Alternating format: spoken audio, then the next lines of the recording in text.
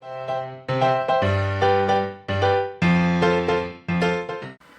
guys, my name is Artnya. I'm 8 years old and I love to draw.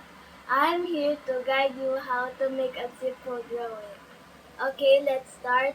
We need a pencil, coupon bond, color pencil or crayons.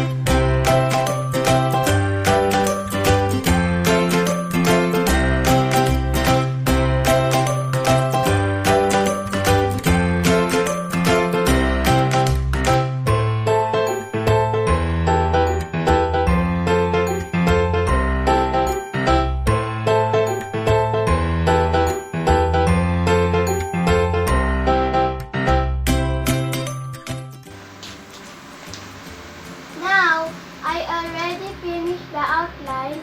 Let's start to color, but first, I make the outline black.